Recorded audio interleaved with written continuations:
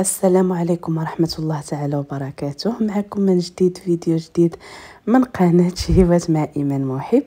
اليوم غادي نقدم لكم هاد الحصة اللي تاع المملحات اللي صراحة جد مفيدة للبنات اللي باغيين يخدموا من ديورهم، وكذلك حتى الناس اللي باغيين زعما يصوبوا هاد الشهيوات في ديورهم. هاد الحشوات دابا كيف كتعرفوا رمضان جاي، بالنسبه لهاد الحشوات رائعه.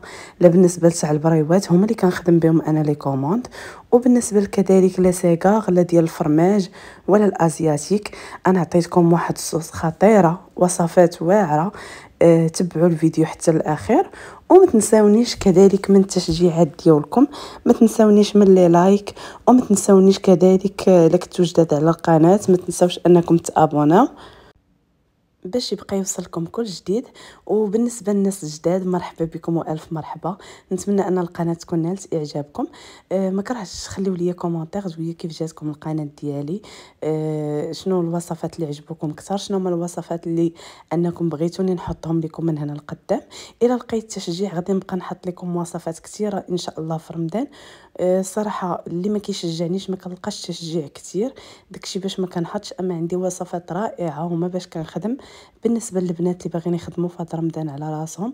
نحط لكم الوصفات، انا ما كنخبي عليكم حتى حاجه، كنشارك معكم كلشي. ما نطولش عليكم كثر، نمشيو للوصفه والطريقه. اول حاجه غادي ناخذ هنا الدنجال. غادي نبداو بالبريوات ديال الدنجال وسميتو الكفته اللي كيجيو بمذاق الفومي. الكفته كتجي بمذاق الفومي، هادو بريوات. اول حاجه كنخليو هذوك الدنجال واحد الكيلو، كناخذوه كنشويوه. من بعد كناخذ واحد المقيله كنديروا فيها واحد البصله كتكون كبيره، شويه الزيت وبصله كبيره. هاد البصله بغيتو ديروها ديروها، بغيتوش ديروها كتبقى اختياريه. صافي. انا بعد نوبات ما كنديرها الصراحه، ملي كنكون زربانه ما كنديرهاش. صافي كنديروا شويه الملح شويه البزار. غير هي البصله الدور ديالها كتخلي الكفته طريه، زعما الكفته كتخليها كتجي مفرته كتعاونها. صافي هنا كيف كتشوفوا غادي نبقى كنشحر في هذه البصيله ديالي. من بعد غادي نزيد الكفته يا بقريه يا الكفته تاع الدجاج. والكفته تاع الدجاج من الاحسن زعما كنطحنوها قدامكم، ماشي دابا انا مثلا السيد اللي كنتعامل معاه كيطحنها قدامي. مهم هنا ضفت الملح البزار التحميره كذلك ضفتهم للكفته ديال الدجاج كيف قلت لكم. صافي وكنحاول نشحر ديك البصيله معاهم مزيان بهذا الشكل. المهم انا هنا راه درتو على داك الريشو باش يكون التصوير واضح. المهم هنا ضفت شويه تاع الكمون. غادي نشحر مزيان حتى طيب لي ديك الكفيته طيح مزيان. بالنسبه لهاد الحشوه راها ساهله دغيا كتوجد. صافي هنا ضفت واحد المعلقه كبيره تقريبا تاع صوص صوجا. اسمحوا لي. صافي غادي نشحر هكا مزيان. غادي نضيف القزبر ومعدنوس يكون طري. من الاحسن في الوصفات باش يجيوكم بنان دائما ديروا القزبر يكون طري. انا ما كنديرش القزبر ديال المجمد، غالبا الا درتو كيكون مثلا تاع يومين ولا 3 ايام كنكونسوميه، ما كنخليهش يطول. صافي من بعد كناخذ داك الدنجال كنضيفو. انا هنا راه شاركت معكم غير كميه قليله، اما راه كندير كميه اكثر، كندير كيلو تاع الدنجال كندير مثلا كيلو تاع الدنجال وكندير كيلو تاع الكفته. فحال الدنجال فحال الكفته. صافي كنشحرهم بهذا الشكل مع بعضياتهم مزيان. انا نتمنى انني نكون كنوضح لكم مزيان. هنا خديت باكيه تاع الفيرميسيل. صراحه انا مع عندي زعما خيداها بالجمله كثيره، كندير 2 مربعات ديال الفيرميسيل. هنا ضفت صوص صوجا كذلك واحد شويه على وديك الفيرميسيل تاعي زعما نعطيوها المذاق. صافي كنشحر مزيان حتى كتنشف عندي هاد الحشوه. عرفتي هاد الحشوه راه ما نقولش لكم فيها واحد المذاق راه ما يمكنش، راه ممكن تاكلوها غير هكا. صافي وغادي ندير عليها الفرماج بهذا الشكل. وكيف كتشوفوا دائما ما خاصش يكون الفيرميسيل اكثر من الحشوه، زعما اكثر من هذا اكثر من الكفته.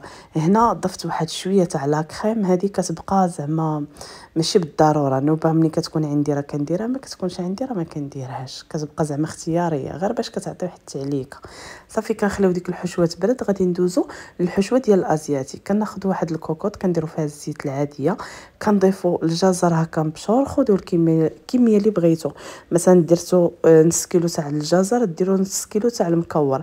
كتغسلوه المكور مدور وتقطعوه بديك الطريقه رقيقه صافي. وكديروا الملح والبزار وخيزو، ما كتحكوش في حكاكه رقيقه، ديك الحكاكه اللي كتكون متوسطه كيف كتشوفوا صافي. وكنديروهم فوق البوطه حتى كيطيحوا مزيان وكيطلقوا لينا واحد شويه ديال الماء ديالهم، كنبقاو نشحروا فيهم حتى كينشفوا من داك الماء صافي. وكديروا عليهم عافيه اللي كتكون شويه مجهده. انا راه الطياب كملته فوق البوطه صافي. كنبقى نشحر فيهم هكا مزيان حتى كيطلقوا داك الماء ديالهم. عرفتي راه غير هكا مشحرين بالملح والبزار فيهم واحد المذاق رائع.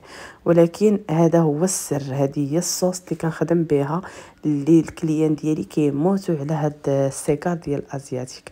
كناخذوا عصير ديال 2 برتقالات، وكناخذوا 2 دويمات تاع الثومه، وكناخذوا واحد 2 معالق كبار ديال الصوص صوجا، وكنديروا واحد معلقه كبيره عامره ديال مطيشه الحك، وكنديروا معلقه صغيره ديال الهريسه، او ممكن تضيفوا هذا الحار اللي كيكون حار زعما بزاف. هنايا ضفت معلقه تاع الدقيق، وضفت العطريه تاع بسطيله الحوت واحد المعلقه صغيره صافي. غادي نحاول ندوب داك الدقيق وديك ديك مطيشه عفوا صافي. وكنحرك هكا مزيان حتى كندوبو مزيان. عرفتي هاد الصوص ديال الازياتيك راه ما نقولش لكم على صوص خطيره بزاف صافي. هنا ضفت العسل، واحد 2 معالق كبار ديال العسل، وضفت الماء، وغادي نضيف الملح كيف كتشوفوا البزار صافي. وكنحرك مزيان بهذا الشكل، كنبقى نحرك حتى كتبدا تختار ليا هاد الصوص.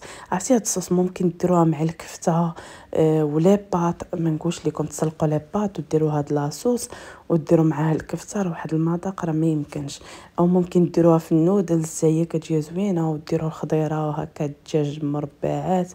المهم هاد الصوص واعره ما خاصهاش تخطاكم، كتجي رائعه. الناس اللي كيعجبهم زعما الاكل الاسيوي او السوشي، او كتجي فيها واحد المذاق واعر، مذاق اسيوي صافي. هنايا كنبقى زعما كنحرك فيها. انا هنا راه زدت شويه العسل صافي، وكنبقى نحرك فيها حتى كتولي كتبقبق صافي، حتى كتولي بحال هكا بهذا الشكل. وكدير دوك الفقاعات صافي، وكنطفي عليها هنايا صافي. من بعد كنجيبها كنخويها على دوك الخضر.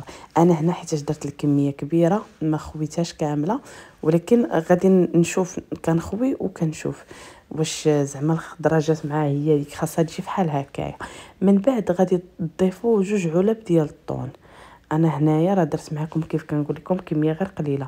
ديروا الطون يكون نوعيه جيده، مثلا ايزابيل مثلا، المهم شي نوع تاع الطون يكون زوين صافي. من بعد كنخليها حتى كتبرد حتى الغد ليه عاد باش كنخدم بها في هادو في الورقه صافي. كنديرها بهذا الشكل، كنطلقوا الورقه كنحطوها بداك الشكل، وكندهنوا بيض البيض الاخر ديال الورقه وكنحطوها. انا هادو راه حاليا كندوزهم في البيض، وكنعاود ندوزهم في الشابلور الشينواز صافي. هنا صورتهم معكم غير هكا حيتاش كان طالب تاع واحد السيده ما بغاتهمش بالشابلور صافي. هنايا كيف كتشوفوا البريوات حتى هما راه كندير لهم الشابلور باش كيجيو كريسبي، لا هما ولا لي سيكار باش كيجيو كاملين كريسبي كيجيو مقرمشين. هنا كنوريكم قياس تاع الورقه ديال البريوه. كندير فيها 4 صبعان كيف وريتكم بالعرض. هنا انا عبرت هذيك الحشوه ديال الكفته اللي وريتكم قبل، كندير فيها 40 غرام في الوحده او 45 غرام مهم صافي. وكنبدا نلويها بحال هكايا صافي، وكنحط كنلوي وكنحط صافي حتى الاخر عاد باش كنبدا نلصق دوك الجوانب، او ممكن تخشيو غير الورقه في الجنب. انا سرعت لكم الفيديو حيت زعما واضح، راه زعما الكل تقريبا كيعرف كيفاش يلوي هادو البريوات صافي. هنا كندير ابيض البيض، انا ما كنديرش الطحين كيف قلت لكم. ديك النوبه الطحين كيجيني كيتقل الورقه وكيخسرها كيعربزها ما كتبقى زوينه كتبان صافي. بغيتو كي قلت لكم دوزون في شابلور دوزون في شابلور. هنا نوريكم هاد السيكار تاع الفرماج اللي كيجيو واعرين. كناخذ انا البيشاميل كنصاوبها قبل، هي هذيك اللي وريتكم الاولى، كنخليها حتى تبرد وتقصاح. كناخذ واحد الباكيه وحده صغيره ديال الفيرميسيل. انا الفيرميسيل كنديرو مع الفرماج باش كيخلي هذاك السيكار تاع الفرماج واقف ماشي كيكون طايح. مع اكثريه كيف كتشوفوا كيكون طايح بالنسبه للناس اللي كيديروا صافي. كنخلط عفوا ديك البيشاميل مع هذاك الفيرميسيل، وكنخلط الفرماج احمر والفرماج هذاك ديال الزعتر والثومه. صافي كنخلطهم هكا. حاليا وليت كنضيف ليهم حتى لادان فيمي اللي كيكون بالبزار، ما نقولش لكم كيجي واحد المذاق واعر، وكنضيف حتى العطريات الفيمي. مؤخرا هذه هي الطريقه اللي وليت كندير. هذا الفيديو راه شويه قديم، ما هو اللي زعما هادو الاساسيات ديال الحشوات اللي كندير. هاد الحشوات اللي عطيتكم هما اللي كنخدم بهم، هما المعتمدين عندي. صافي هنا كندير واحد البوشادو، هو فين كندير فيه ديك الحشوه، وكنبدا ندير هكا ونقطع بالمقص. صافي كتجيني ساهله دغيا، زعما ما كتاخذش منكم واحد الوقت كبير. صافي كتبقاو ديروا هكا، ما كتعبروا ما والو، غير كديروا واحد البودان فحال هكايا. صافي وكتبداو تجمعوا في الورقه. هاد السيجار هادو راه صغار، اللي كندير حاليا راه كبر من هادو غير صغار. كيف قلت لكم هادو كانوا طلبيه تاع واحد السيده. حتى البريوات هادو راه صغار، اما اللي كندير حاليا راه كندير فيهم 60 غرام. هادو درت فيهم اللي في هاد الفيديو درت فيهم 40 غرام. بالنسبه انا علاش كنوضح هاد الامور، بالنسبه للناس اللي متبعيني في التيك توك، وبالنسبه للناس اللي متبعيني في انستغرام. حيتاش دابا مؤخرا حطيت فيديوهات اخرين فيهم بريوات كيبانوا كبار. هادو راه ماشي كبار بزاف، هادو متوسطين نقولوا في الحجم. الاخرين اللي حطيت مؤخرا هادو كبار. مهم راه واضح كل شيء. وهادو لي سيكا حتى هما راه ماشي كبار، غير متوسطين في الحجم. اما كندير انا الكبار ديال 8 دراهم، هادو كيكونوا كبار. صافي بهذا الشكل كيف كتشوفوا. صافي كنبقى نلوي وكنحط بهذا الشكل. المهم راه كلشي موضح. صافي ملي كنسالي كنستفهم هكايا، ومن بعد كناخذ واحد البواطه وكنبدا نقادهم فيها وكنجمدهم وكنخليهم بعاد على بعضياتهم، ما نخليهمش قراب لبعضياتهم باش ما يلصقوش لنا مع بعضياتهم. امتى كنقدروا نديروهم قراب مع بعضياتهم في الثلاجه او نجمدوهم مع بعضهم؟ ملي كنكونوا دايرين لهم الشابلور، حيت الشابلور ما كتخليهمش يلصقوا مع بعضياتهم. المهم انا كنحاول اي معلومه تفيدكم كنحاول نقولها لكم. ولا بان لكم انكم الفيديو استفدتوا منه، ما تنساونيش من لايك. حاولوا تكثروا من لايك. صافي هنا غادي ندوز نوريكم الطريقه كيفاش زعما كنديرهم في لومبالاج وكيفاش كنخرجهم. انا هاد الباك هذا كندير فيه كيف كتشوفوا 10 ديال البياسات. بالنسبه للباك اللي كندير حاليا هذا راه كنت ناقصه في الثمن. هذا كندير ليه 80 درهم هاد الباك. اما قبل كنت كندير ليه 70 درهم، حيتاش كنت كندير كميه قليله وكنت كنديرهم صغار وما كتكونش فيهم شابلور. دابا هادو كندير لهم زعما كبار. المهم راكم فهمتوني، اللي متبعين الفيديو من الاول يفهموني. هادو كندير لهم حاليا 80 درهم، كيكونوا كريسبي فيهم الشابلور. صافي هنا كنحاول نوريكم وحيده من بعد ما قليتهم. هاد الكميه قليتها باش نصورها معاكم. كيف كتشوفوا هنا غنوريكم طريقه التقديم. المهم طريقه عاديه، ماشي زعما شي حاجه واو، مي قلت غادي نشاركها معكم حتى هي.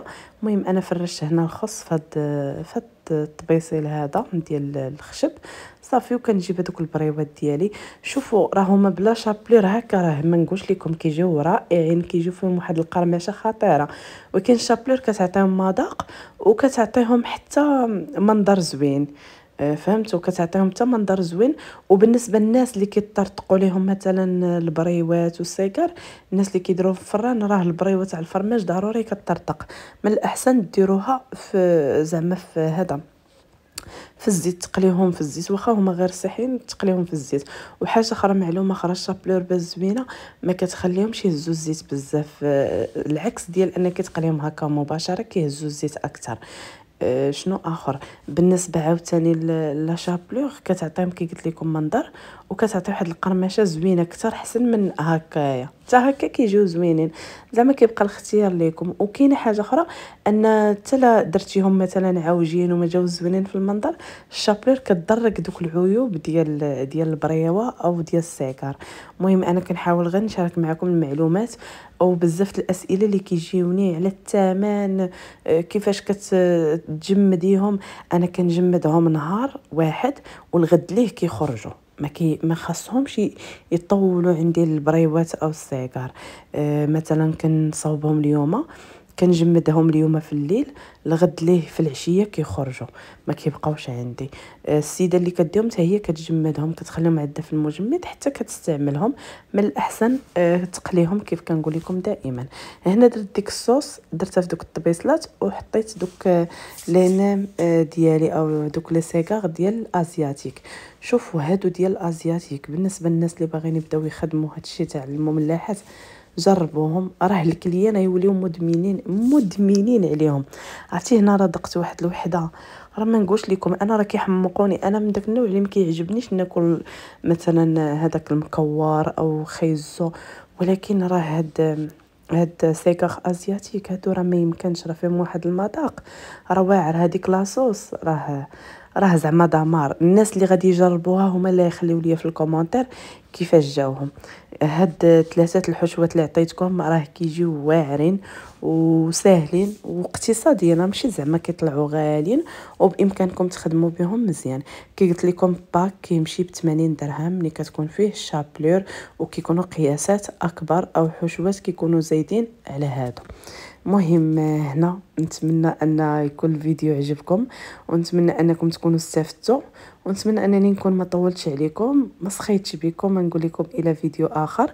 الا شفت تفاعل كتير غادي نحاول نبقى نحط لكم فيديوهات بزاف، رانا مصوره بزاف الفيديوهات، ولكن غير منين ما كنلقاش تفاعل كبير داكشي باش ما كنقدرش نبقى نحط، وكتكون ديجا عندي خدمه بزاف داكشي باش. مهم ما سخيتش بكم، الى فيديو اخر، مع السلامه.